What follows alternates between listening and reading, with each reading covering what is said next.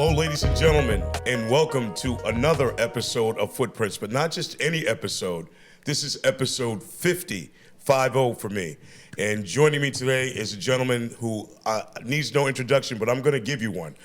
He's going to talk about legacy and laughs and Gloucester and football and coaching and real estate and all kinds of stuff, and what happens with life after sort of the lights kind of go out or go dim a little bit, right?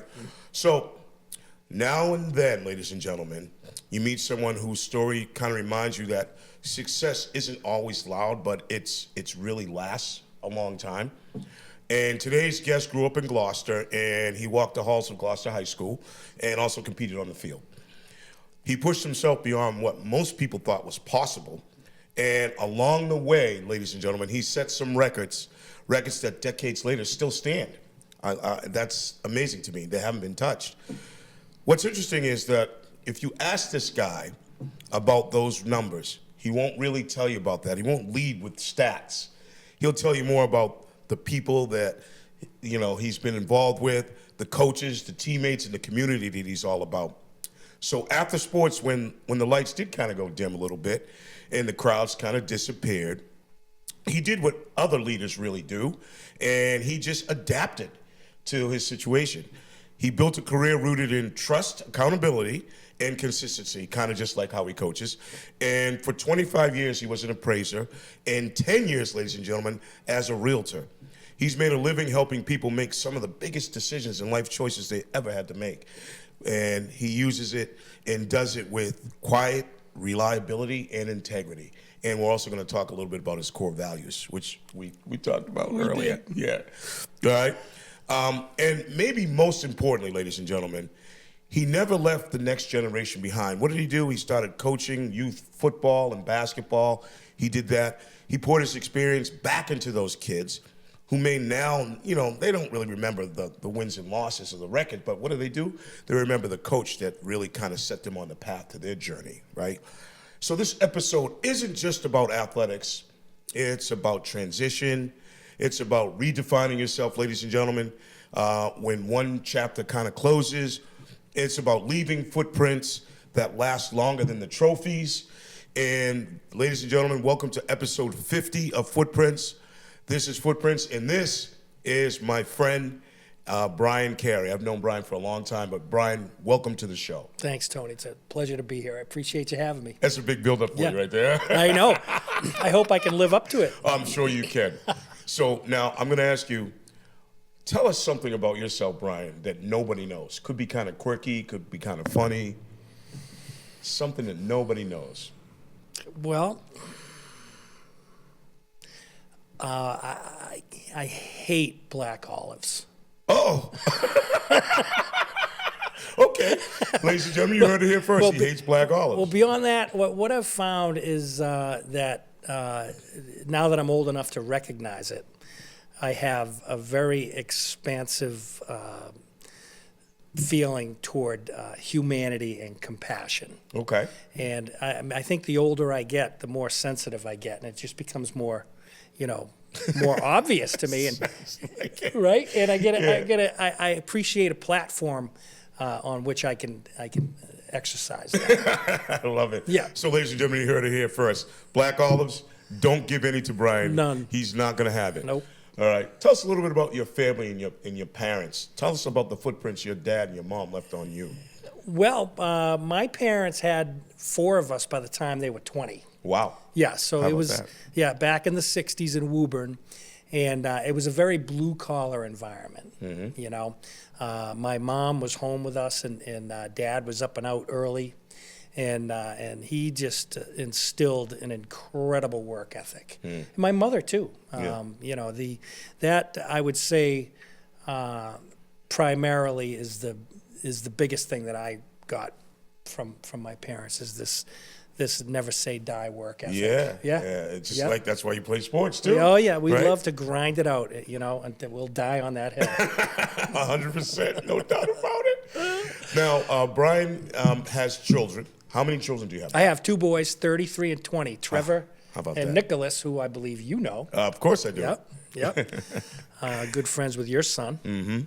Yeah, proud of them both. They're doing great. My Trevor is going to have a baby next week, so I will be a grandfather. Oh my! How about that, ladies and gentlemen? You heard her here first. Yeah, in fact, that's Right true. on. This is the first place. That's awesome, right? that we've announced it. Yeah, so he and his wife Grace are going to have a baby boy. Oh. Yeah, and at Beth Israel and Nick, I just talked to him this morning. He's packing up and moving to Myrtle Beach. Oh, he's moving down south. Yeah. He's going to go get his own apartment. He's got a couple of jobs lined up down there. Oh my goodness! How about that? And to bring me comfort, he actually has an uncle in Myrtle Beach too. So it's That's always nice. Yeah, to have boots on the ground. Oh, for sure. Yeah, For sure. Yeah. So now, ladies and gentlemen, in case you didn't know, Brian is a high school graduate of Gloucester High School, class of 1985. 82, but you're so kind. Oh, I said, 85, didn't I? I was thinking of 85. I don't know why I was thinking that. 82, that's right. That's 1982. Yeah. All right, you know what I was thinking about? I was fast forwarding to actually 1986. I was thinking of the Patriots. We're going to get to that. Oh, we will. Fun. Before we get serious, though, do people in Gloucester still bring up your football days? Oh, yeah. Yeah, it often precedes me. I don't know why, but I somehow managed my way into the Hall of Fame at the high school. So tell us a little bit about that. So I was going to ask the next question. Paint us the picture of you going into the Hall of Fame. Gloucester in the late 70s and 80s, football and athletics and all of that. Tell us a little bit about that. How'd you get, first of all, tell us about your career. Start from that point and then bring us to the Hall of Fame. The career was kind of a happenstance, It was more or less life just happening under our feet, where sports was a big focal point. I have a twin brother, Kevin. Okay. He actually was training for the 1988 Olympics in gymnastics. Wow. Yeah, and he had an unfortunate accident, broke his back, and that was, I was into that. Yeah, well, that was the end of that, is right. Yes. Unfortunately. He seems to think that he's a better athlete than I am. You know how siblings Of course I get, do. right? I have a story similar to that. So my brother was a great track star, and he was an alternate on the 1976 Olympic team. And he raced against like Houston McTair. He raced against like Carl Lewis, all these guys. And my brother was really good. And I remember the track coach saying, "Oh, I can't wait for you to come up here." I'm going, "Dude, I am nothing like my brother at all." Same. Yeah. My brother is way better than me at track. Well, Kevin and I started gymnastics together in the 6th grade. Wow. Yeah, which is when we moved to Gloucester. Mm-hmm. And, we met some of the kids around, and, they played for the Little League. They played in the youth football. Oh, yeah. It was a great league back in the day before it changed over, although it's still pretty good, but it's a whole different format now. Mm-hmm. When we came to Gloucester, we were with a bunch of, athletically oriented kids, down Riverdale. Oh, yeah? Right? Of course. The Riverdale Rockets. Absolutely. Props to the Rockets.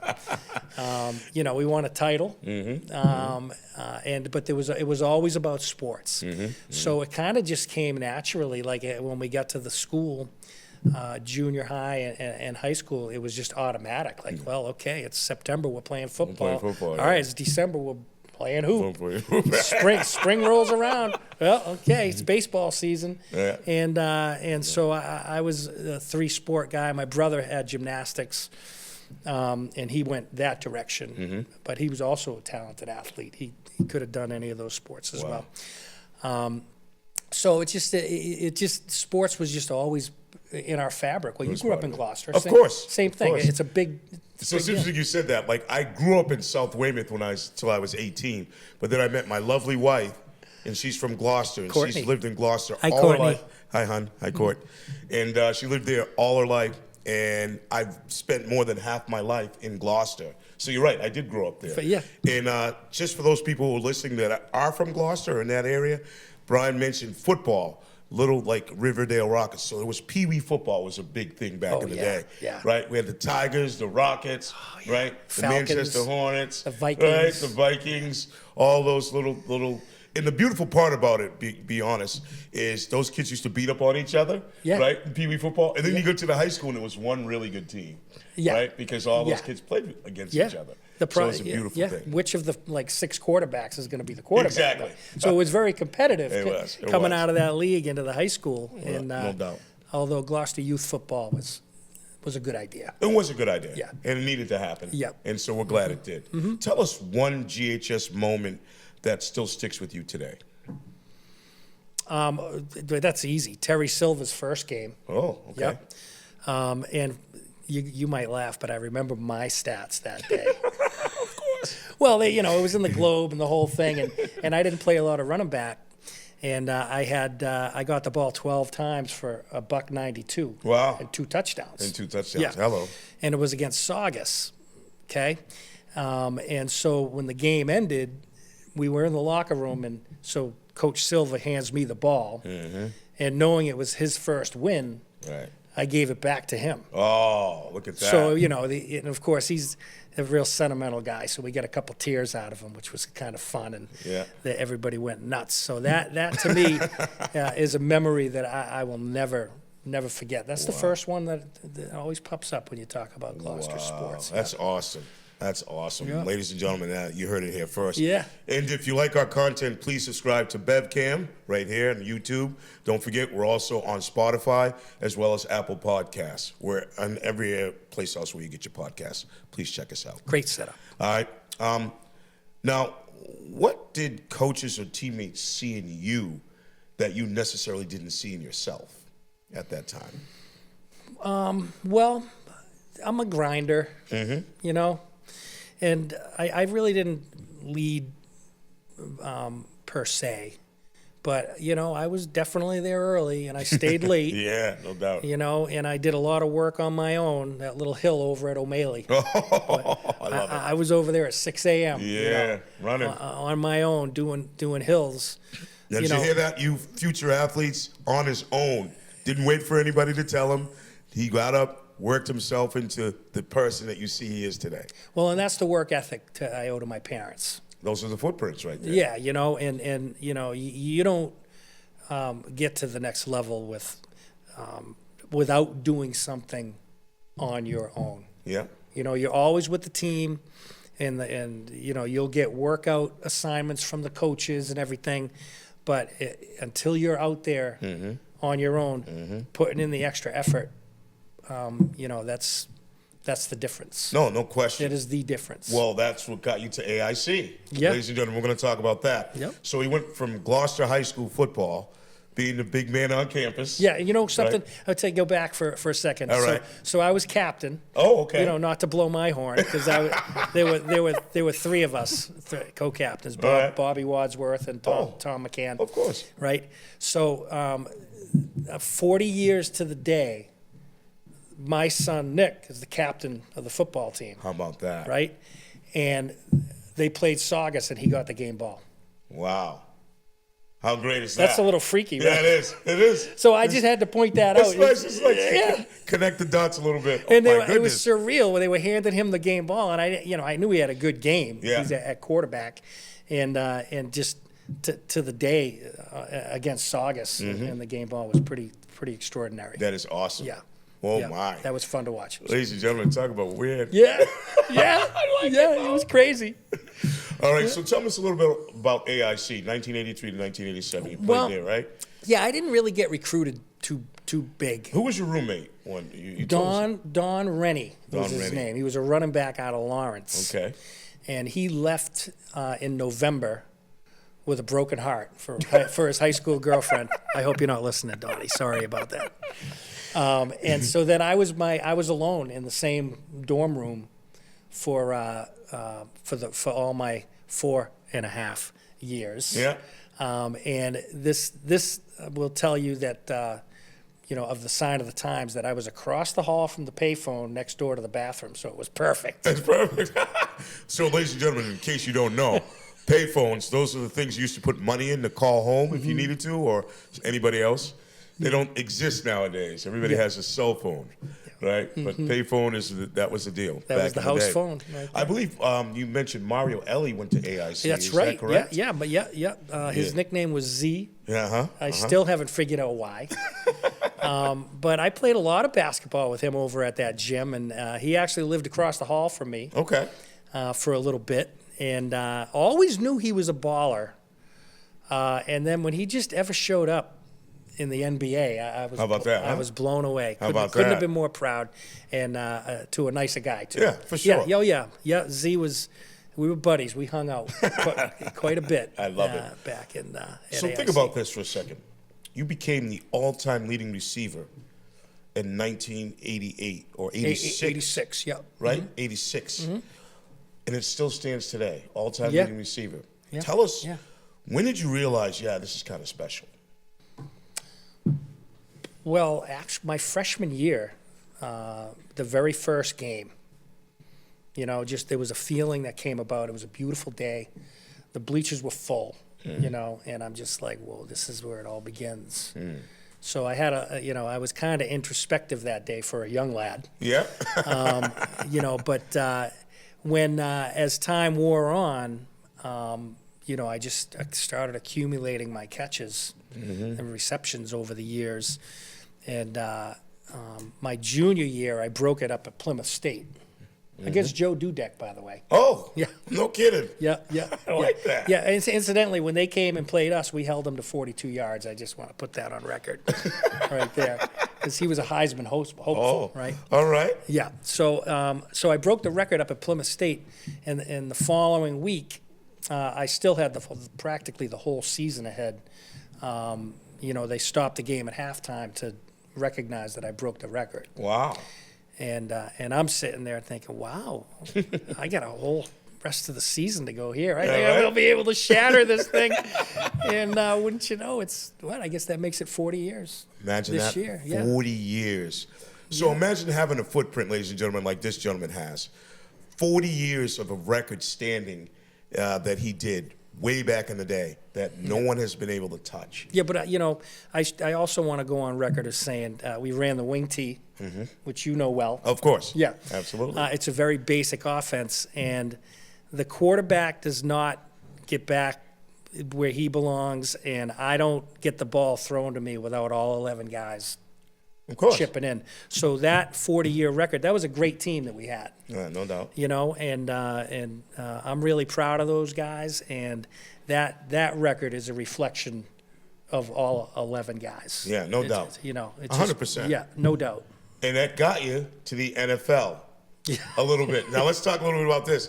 Ladies and gentlemen, Doug Flutie was one of his teammates. Yep. And also, it was the strike year in 1986. Irving Fry was a New England Patriot at the time. Yeah. Don't forget Steve Grogan. Oh, Steve Grogan. Yeah, no question.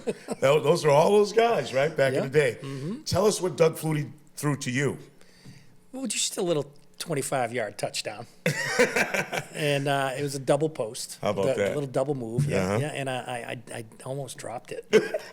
I'm glad you did. Yeah, no. Well, I caught it, so nobody knows that. All right. But it kind of bounced off my chest. I'm like, whoa. It was a pretty big moment, And it just kind of moved around a little bit in my hands, and I'm like, okay, I got this thing. No question. Yeah. So think about this, ladies and gentlemen. The work ethic that Brian has put in his life brought him to that moment, right? There's a lot of people that are involved in that, but he put in the work. He decided to really take those footprints and move them forward, and he used those as fuel to do something incredible in his life. And that's a footprint that he left that will never be broken, which I really love. 40 years running. Yeah, I know. I love it, man. Part of me secretly hopes it hangs on a little now. Of course. If it could go 40 years. Oh, no doubt. Yeah. So now, what did college football teach you that had nothing really to do with football? Oh, I mean, football, not to be cliche, but is a real metaphor for life. Oh, no question. So that alone, and just being a part of that team, teamwork. Nothing gets done without it. No doubt. And that was probably the biggest, how to be a good teammate, and how to accept the responsibility for people relying on you and how important that is. It just knowing that in some instances allows you to just rise to the occasion, you know. But you have to have a lot of effort and a lot of work put in behind the scenes before that even is a glimmer of happening. No question. Right? Yeah. So Brian and I go back a long way. We actually worked together at Foot Action. He was the general manager, and I was the second in command or first in command or whatever you want to call it.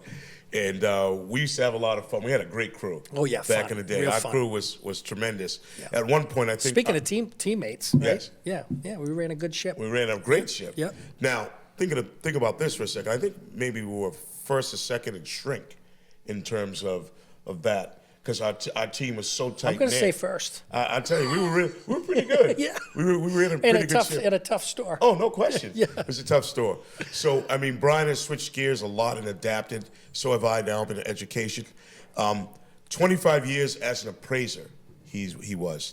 And so tell us a little bit about that journey. How did that come about? How did you start getting into appraising? And for 25 years, why'd you do that? My life is painfully serendipitous, Tony. Right? I mean, things just happen under my feet. Yeah. You know, and I just generally just praise God. Yeah. For, I just allowing things to happen and putting in the effort when I see the opportunity to do it. I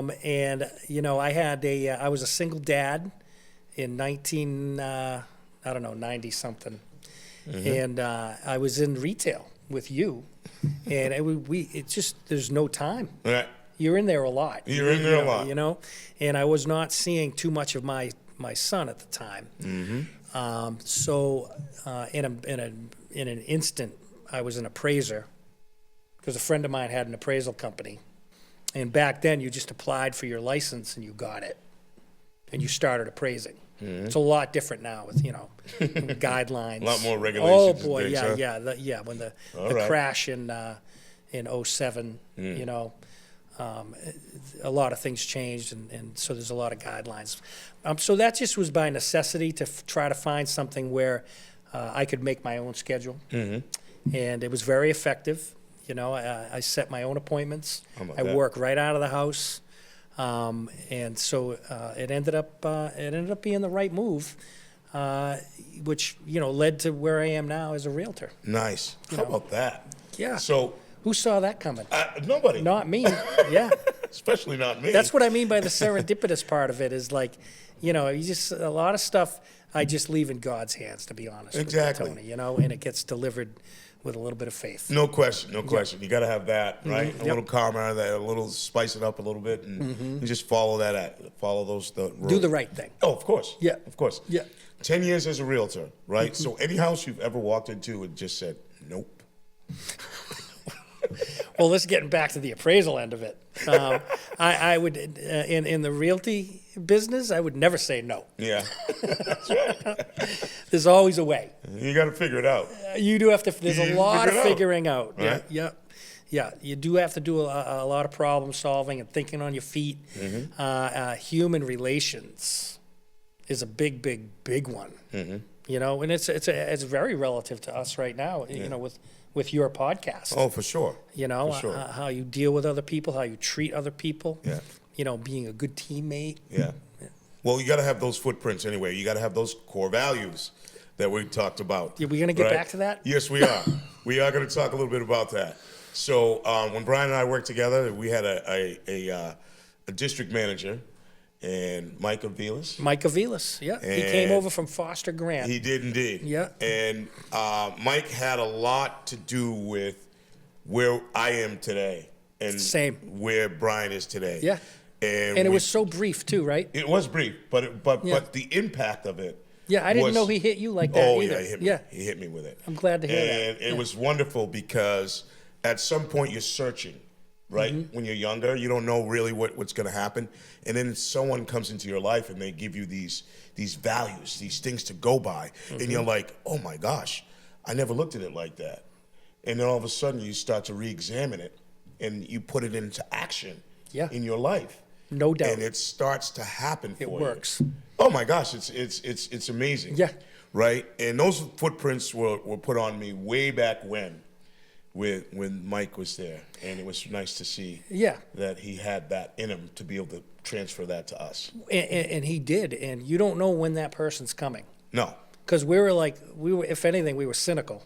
Oh, of course. Like, what's this guy want? Who's this guy? Foster Grant. Yeah, right. Yeah, right. What are you doing? So then all the Foster Grant jokes are like, and then he comes in, and and he just could not have been any more personable and relatable, and he looked you right in the eye, and there was a comfort that he put out, and then and he started with, running your store.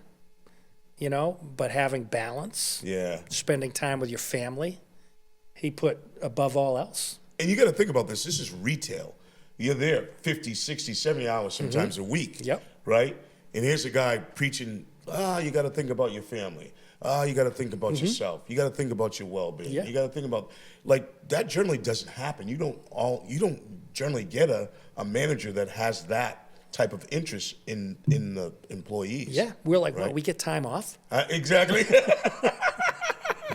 So it was really awesome, to be honest with you, to share that with you, ladies and gentlemen. And by the way, if you like our content, please subscribe to BevCam right here on YouTube. Don't forget, we're on Apple Podcasts as well as Spotify. And if you want to come here and sit and tell your story and tell us about your footprints, please go to www.footprintsimpact.com.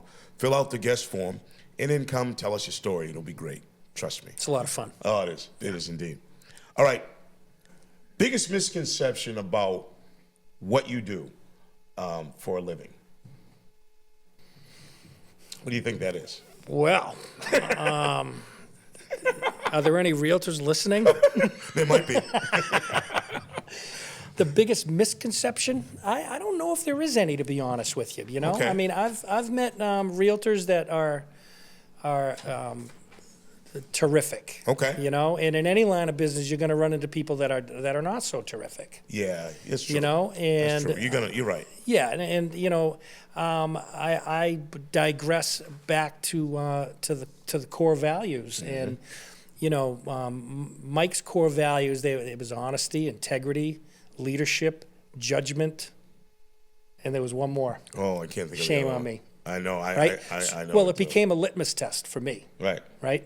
And I just wish that more people would use it as a litmus test. No doubt. When you're going to do something, when you're going to apply for something, when you have a job to do, you run it through the litmus test of those core values. And that's what he did for me. I know. I'm like, my home was like a circus. I'm like, you know what?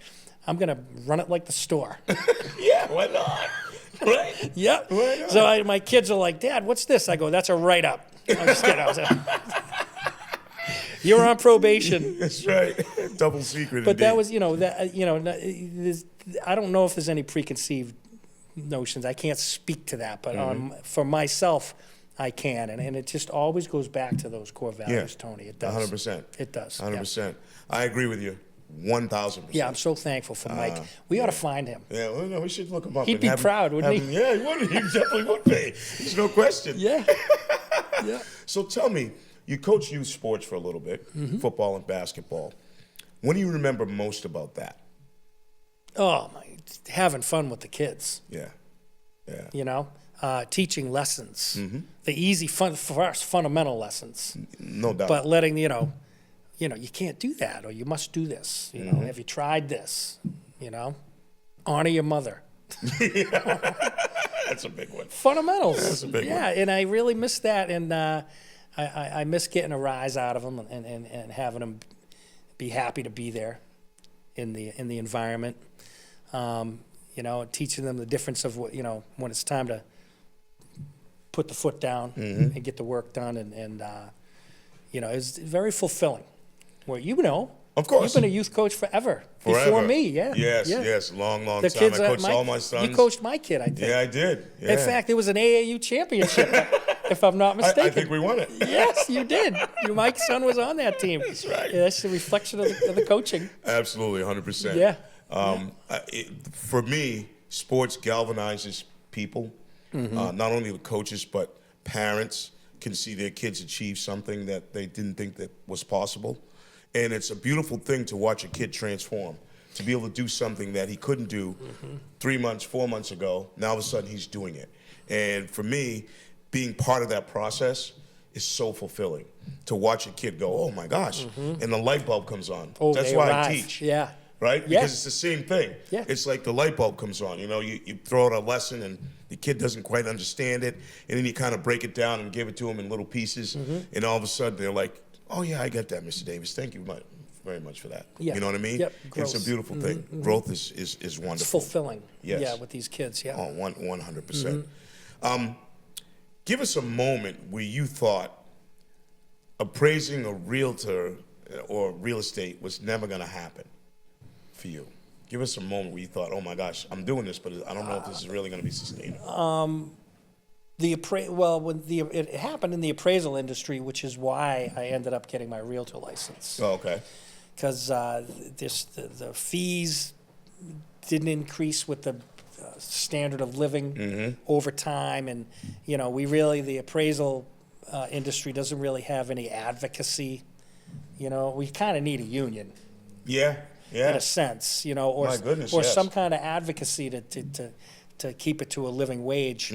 And having done so many appraisals for purchases, I'm like, hey, what, this realtor's going to make $24,000 on this deal, and I'm going to get paid $350? That's not quite right. Well, mathematically, not that it's all about the money, but you have to pay the bills and be able to sustain. Right? 100%. So it was right around 07, 08 when the market tanked, and the Dodd-Frank Act took place, and there were a code of ethics came, and people went to jail. Yeah. They did. Nobody in this room. No. Because we have core values. That's Indeed. right. Yeah. Exactly. And so I became a realtor, and so I shopped around and I looked at all the biggies, and I went and did an appraisal for this company called Prism Real Estate Group. Is that a plug? I throw a plug out there? Yeah, sure, absolutely. All right. And it was kind of innocuous, just another appraisal. Yeah. Right? And I'm doing this appraisal for this woman, and I had never seen the sign, Prism Real Estate Group. Interesting. I wonder, where they came from. And so we got to talking, because often the realtor and the appraiser will just chit-chat, Definitely. And I told her that I had just gotten my license, and she says, if you ever want to come to Boston and do real estate, I'd love to have you. And I'm Wow. like, great. So it was kind of very organic. So I had, after that, I interviewed with some of the bigger brokerage firms, and I ended up coming back with her at Prism. And man, was it tough. Right. I mean, the broker, hi Christine, she is tough. Yeah. And she just makes you toe the line. Every T is crossed. Every I is dotted. If somebody wants to, if the auditors want to come in, we don't even need notice, in real time. So can you guess why I selected Prism? Absolutely. Core values. Core values. Is it funny how that creeps back up, right? And look at us right here now. I right. mean, that's kind of the theme here. Yeah, no question. To all of that, it really is. So if you think about it, those footprints were laid down by Mike a long time ago. Absolutely. And they transcended careers. No question. Yeah. And the beautiful part about that is, if you think about it, right, it was almost seamlessly happening, and you didn't even know it. Correct. You were taking it and using it in your everyday life. Yep. And it just happened. And now here we are, Yeah. sitting here talking about it. That's right. Because it's one of the beautiful things that people leave those footprints on you, Yep. and you don't even know it. Yeah. And all of a sudden, here we are, boom. Well, and right? my boss at Prism, learned these core values. I mean, she kind of lived by them, But then, I wrote them down. I go, okay, Yeah. I'm here now. Well, oh wait a minute, you're already doing it, Exactly. right? And so it passed the litmus test of the core values that we learned. What? 30? It gotta be 30. Is it 30 years ago? Oh, gotta be. Holy Easily. cow. Easily. You look great. Oh, so do you? Thank you. I appreciate that. Okay. Yes, indeed. Now, when you look back on everything you've done, right, which role do you relish the most? Being a football player and everybody knowing my name with all of these like accolades and records, or being a father, an appraiser, a realtor, someone who takes these core values and moves them forward. Which role do you relish the most? Well, boy, that's a tough one, you know, because I really relished my role on my college football team, you know, because I was relied on a lot, you know, and it meant a lot to me to be, you know, let's get the ball to this guy. Yeah. Because we need to move the chains. That's right. Or we need a first down, you know. But, you know, from a humanity standpoint, geez, my sons, you know, and anybody that has children, I mean, all they do is break your heart. Yeah. Every day, right? But in a good way. In a good way. Not in a bad way. Yeah. In a good well, way. it's just like you're so worried all the time. Yeah, you know?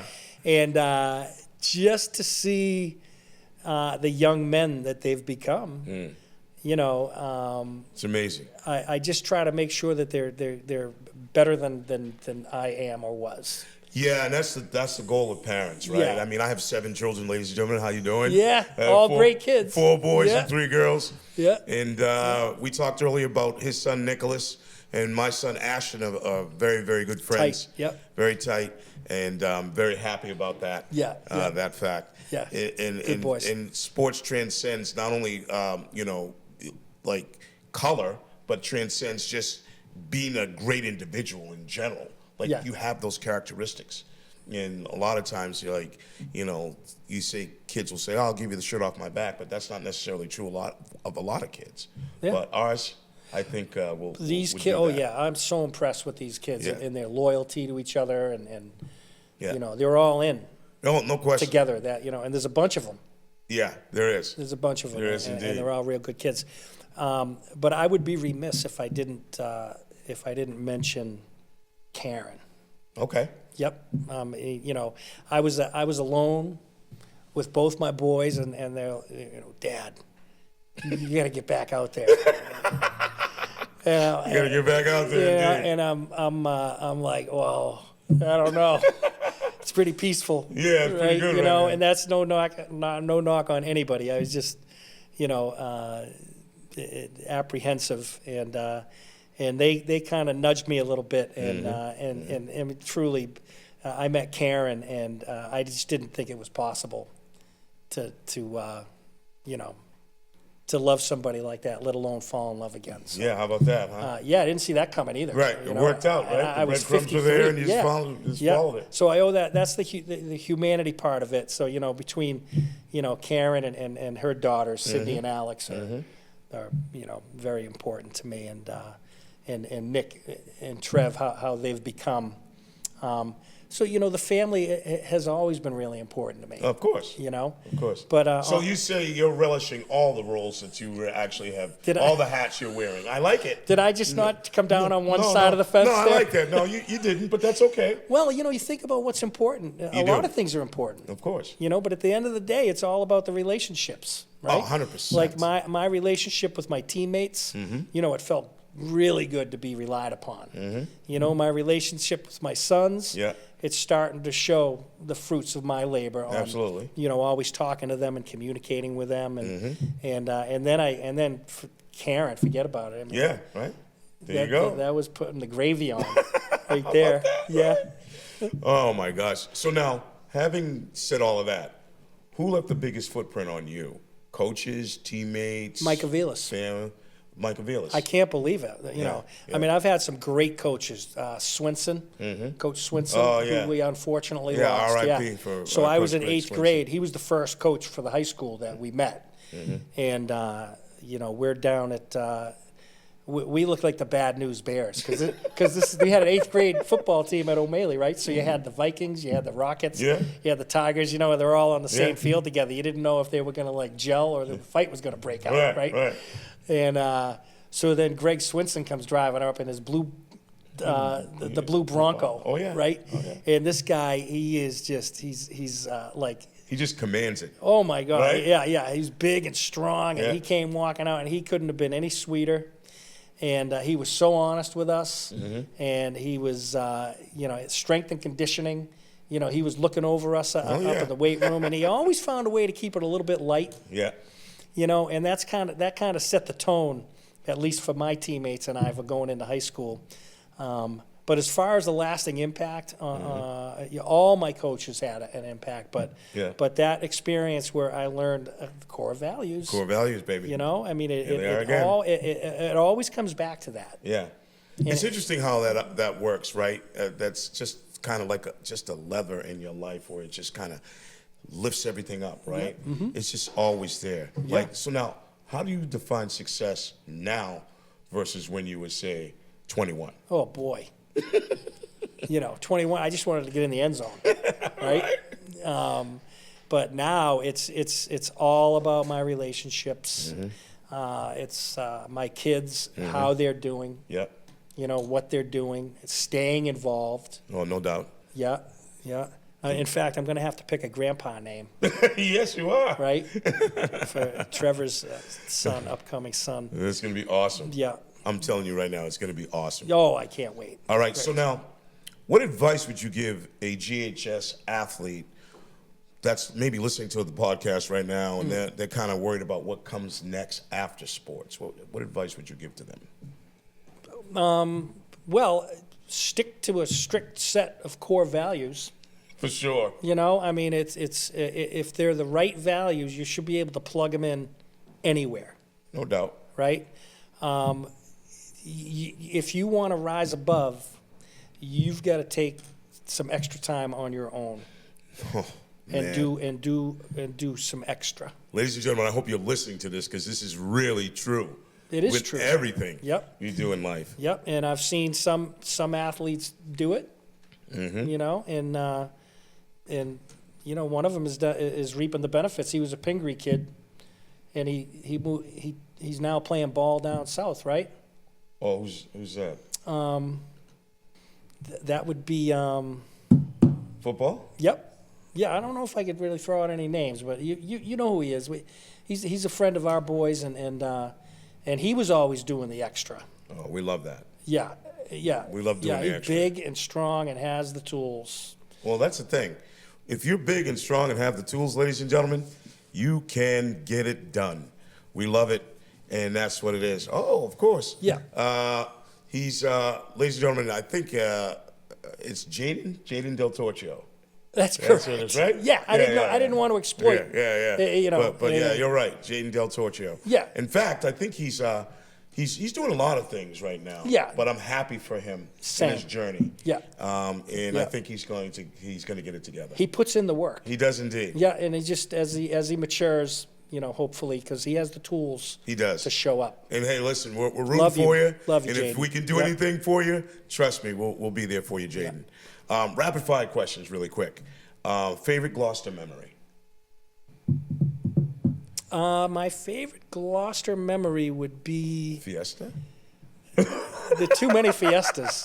I would have to say the Riverdale Rockets championship. Okay, all right. I like that. And we also won Little League World Series too. So for the Yankees. All right. Yankees. Yankees. Wow.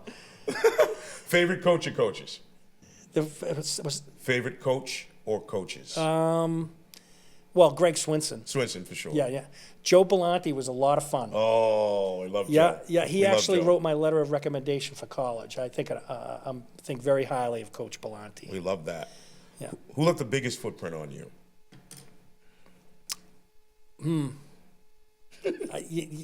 Boy, it's funny. I got to go back to Mike Avilas. You got to go back to Mike? Yeah. He's the guy, huh? Yeah, it's become a kind of a central theme here. Yeah, we love him, though.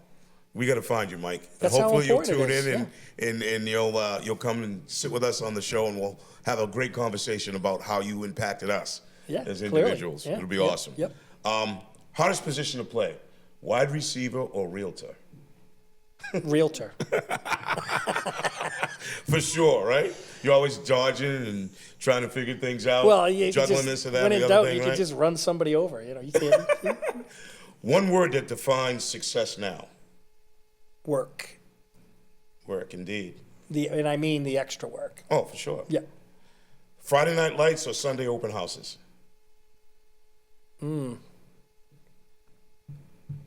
Well, since my kids are far beyond the Friday night lights, I'm going to say the open houses on Sunday. I love it. Yeah. I love it. Yeah. Open houses on Sunday, indeed.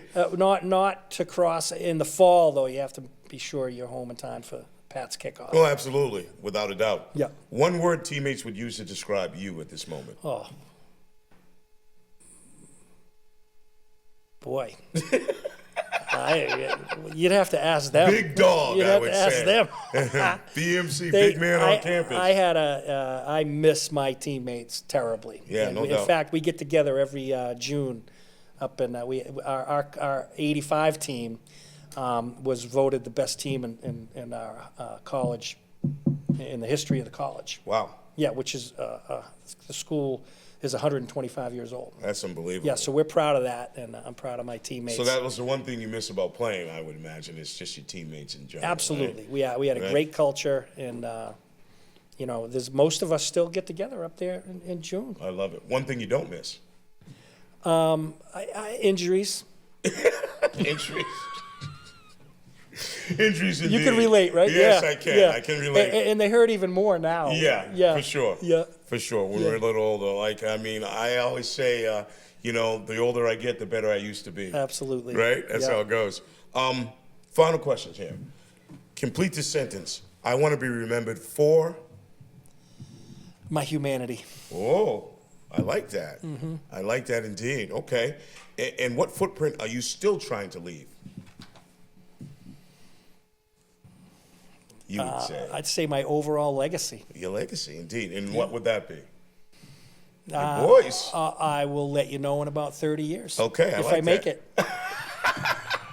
Well, no, I just want my family to be happy both emotionally and physically and mentally, No doubt. and to carry the torch of without humanity. Without a doubt. Without a doubt.